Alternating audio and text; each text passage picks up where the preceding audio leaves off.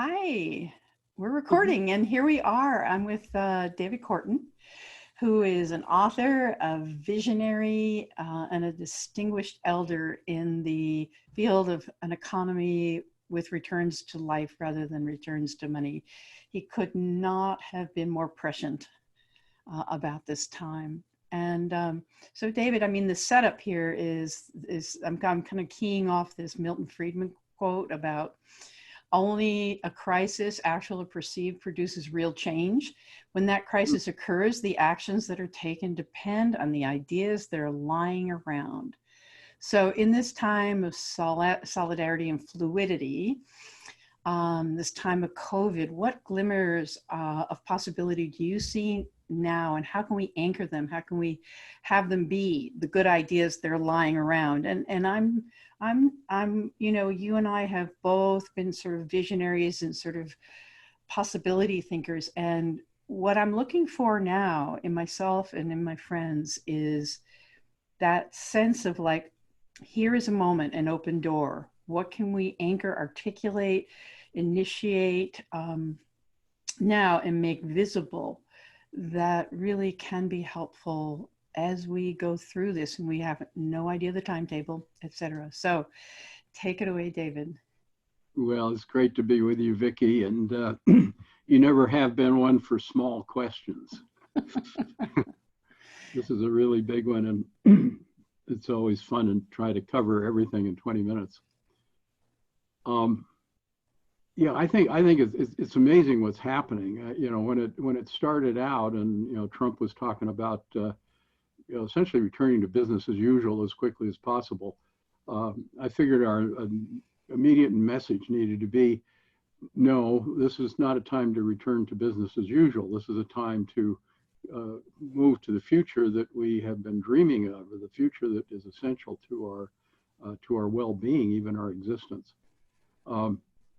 Now, since that time, things have been changing on a daily basis, to which, you know, that's no longer an issue. I mean, it's hardly anybody in their right mind expects that we're going to be returning to business as usual at any time, certainly not anytime soon. And I think we're going to be soon beyond where it's even a discussion about, you know, over the long term, because business as usual absolutely is not working. It has got us on a path to essentially to human self-extinction. And we need to change in the absolutely most fundamental ways. Now, in terms of the messages at this particular moment in time that I think are essential to move us where we need to go, is first of all, recognize that the coronavirus epidemic is an environmental disaster. It is a consequence of the human assault on the environment. It's just one of the many. It happens to be the one that gets our attention because it is very immediate. It's not like, you know, we'll all be dead in so many decades. You know, I could be on my final breaths in the next few days.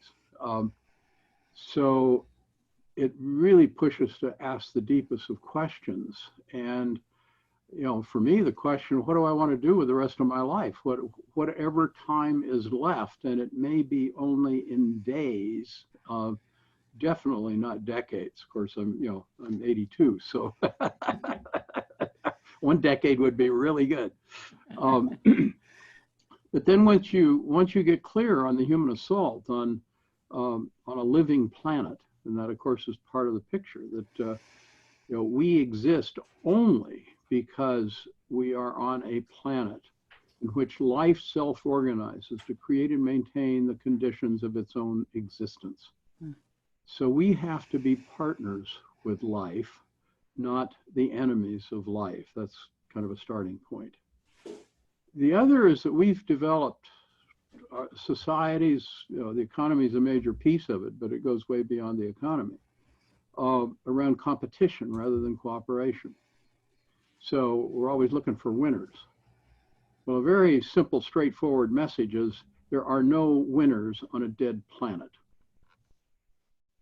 So, you know, this is a time to wake up on that. We've got to pull together as a global species, as the global species that we now are, And the COVID virus creates the imperative that is easily recognized that we have to do that immediately.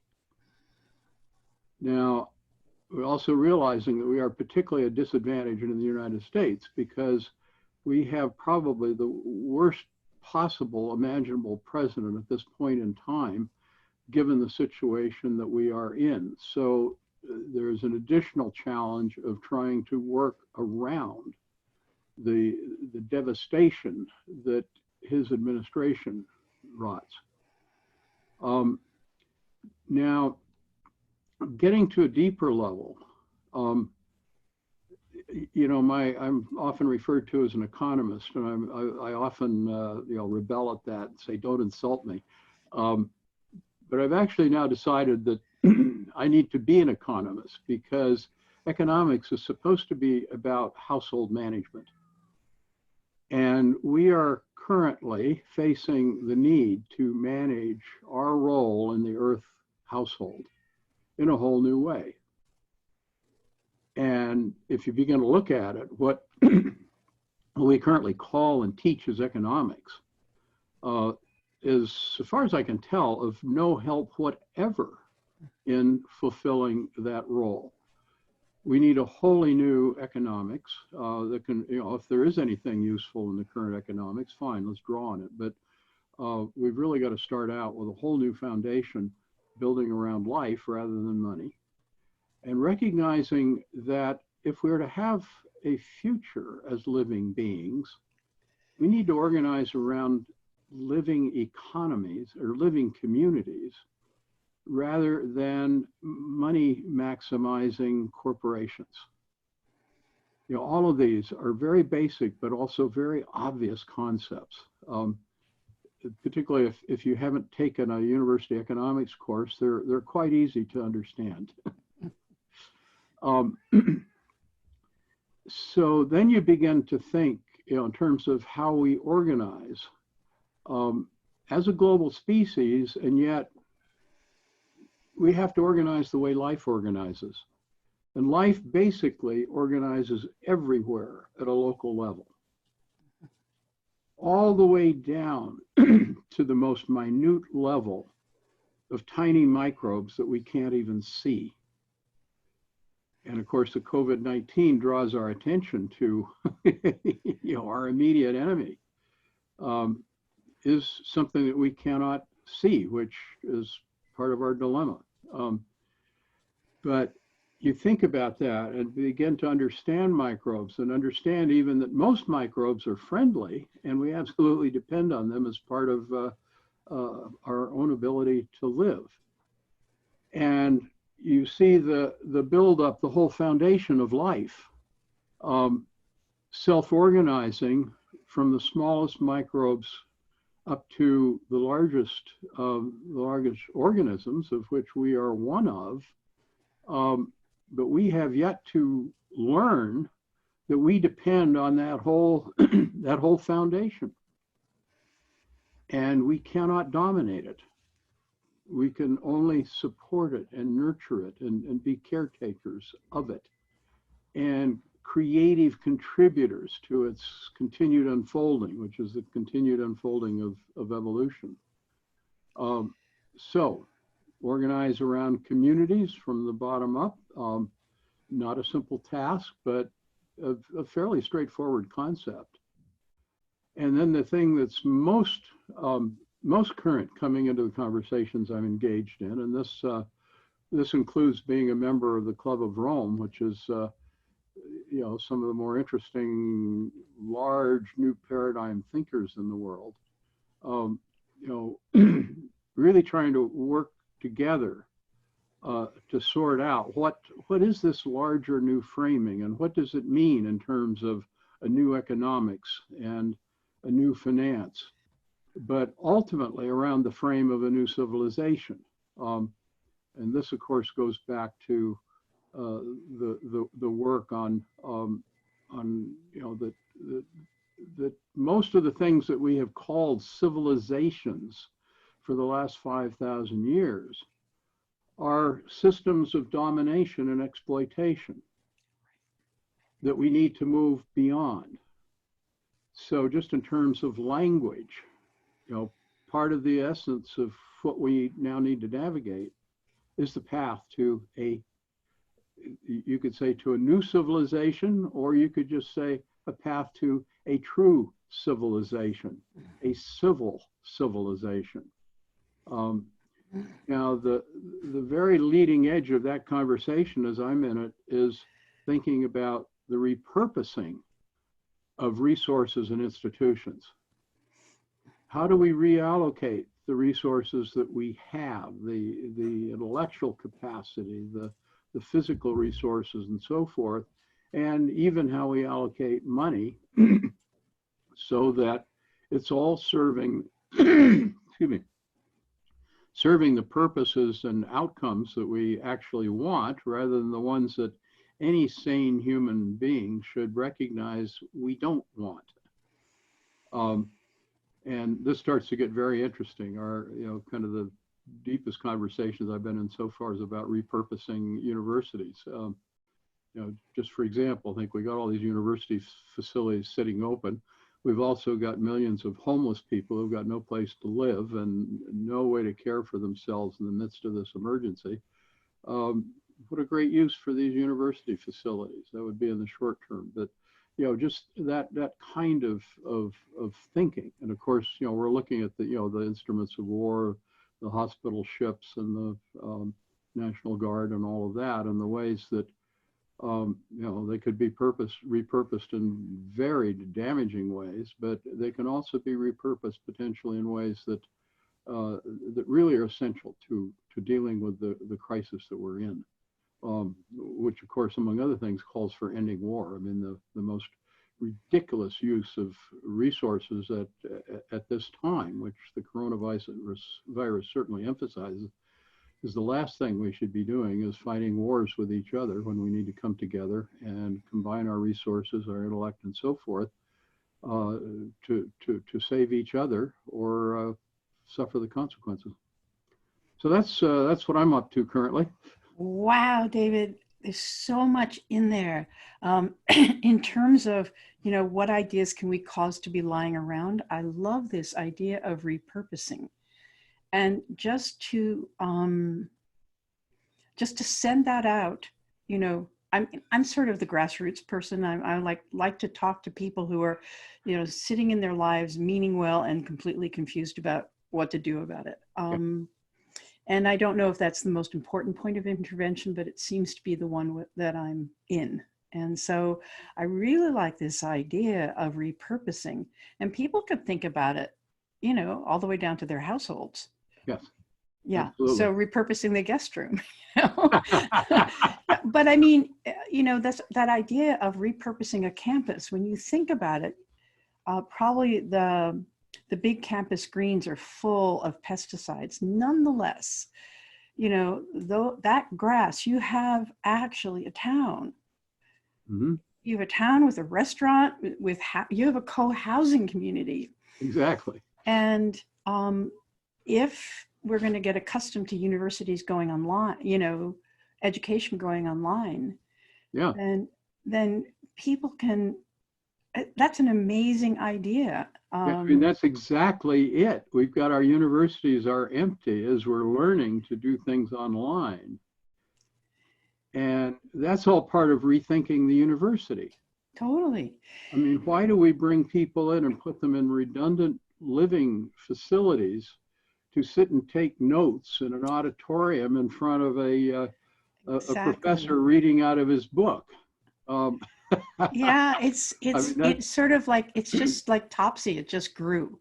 Yeah. And so we democratized going away to college, which created incredible burdens on families. Oh, yes. Incredible burdens. So this idea of repurposing, just to think that through, and I hope you're writing about that. And the other thing. Let me throw in another one here. Yeah. It forces you to ask the question, what is education, and what education do we want to provide? Well, there's certain things that we need to learn rote learning. But a real education should be how do you engage as a member of your community to secure the well-being of the community. Now, that would be Bingo. a very different kind of education, not one that you would get by sitting in isolation in some enclave cut off from the rest of society. Then that throws Yeah. you into the whole thing of the whole intellectual world in which in a university we've disconnected and siloed everything, when you and I know all the important insights come from connecting the dots. The ones that Exactly. universities absolutely separate. The other thing Not, you're talking about is basically that life self-organizes around localities, you know, and in a way, in this crisis, we're seeing, I mean, we're seeing more clearly the design of the United States. The design is a federation of states.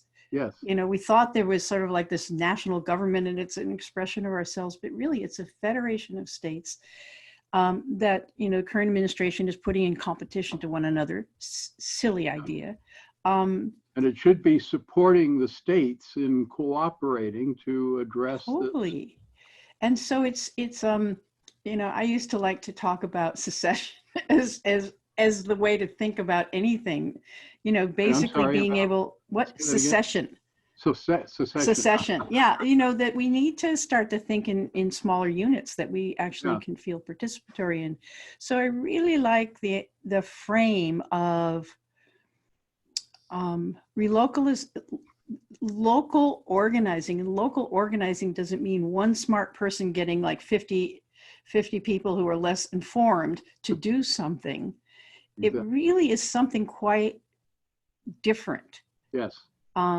And if we can find language for that so that people can it's like a figure ground shift. People can Yeah. shift their perspective to see what's going on. I mean, part of the problem right now with this isolation is that our community weaves itself through contact in the grocery store and in the post office and on the streets and Yes. in the clubs. You know, we're shuttling around making a fabric at all times. And so just one final thing, because we could go on and on forever, but I want to do things that people could actually take some time and watch, you know, and if it's 3 hours, we can't do that. Right. So what are your ideas about, you know, creating and reinforcing that social weave, that co-intelligence that happens at the level of human connection? How do we do that now if this pandemic lasts, if we sort of lose the civilizing habit of being connected? What ideas do you have? Well, actually, what you raise is that our whole system currently, the way it's organized, is, you know, way before the virus, has been separating people. You know, the number of people living alone and running out to part-time jobs in distant places and have no time for themselves or their neighbors, families breaking apart, separating around the country and around the world. A recognition we need to come back together, and in which you outlined earlier about the differences in where our, you know, you and me are, where our attention is focused. You know, I'm focused on the global meta frame, and you're focused on the local organizing. Well, I hope we've just demonstrated those. Excuse me, I'm getting rid of my cat. those can't be separated. Yeah. You know, we are a global species, and we have to begin to live like a global species. And yet our well-being absolutely depends on the health of our localities. So this gets into what we call in organization theory, subsidiarity. Right. So instead of the higher levels controlling and dictating to the lower levels, the higher levels of organization need to be supporting the self-reliance, the control of local resources, the ability of communities to self-organize. And if one community gets into one of these things where they're trying to attack or steal or infiltrate or whatever another community, the system has to protect each community and its integrity while also supporting all of us when one community has an emergency, bringing aid to that community from other communities. Mm. So again, it's Mm. all very obvious. It's very straightforward, and yet it's a total flip of the way we are taught Total to flip. think. It's nested realities rather than hierarchies. Yeah, well, it's a holarchy. I mean, Yeah, there is the term is holarchy. right. It is a whole Wow. of many parts and all interconnected. So I think in this present moment, one of the things we can do is notice how the holarchy is functioning, even down to that the kindness in grocery stores. That's what people are commenting on now, is like, oh, everybody's being so helpful to one another. And Yeah. I'm just one of millions that have figured out that I can publish immediately, and there's this outpouring of comedy and dance and yoga, and this humanity wants to do this, and the systems prevent us from this outpouring of love. And maybe what we notice is that when we sort of are let out of our houses again, is that we want to be agents of this connectivity, Yes. from our house all the way out to whatever, our businesses, that we will not tolerate. We will no longer tolerate separation as a modus operandi. I mean, it's absolutely fascinating that it takes this extreme separation to awaken us to how interdependent we are and how much we really want to get together and give each other a hug. So, my friend, I think that's probably a great stopping point for this little conversation. And I don't know, maybe we circle back around in a month's time and see what other great advice you can give from the perch of looking at systems to the people who are trying to If I'm make still around in change. a month, I so look forward to it. Okay, honey, I love you. Bye-bye. Bye.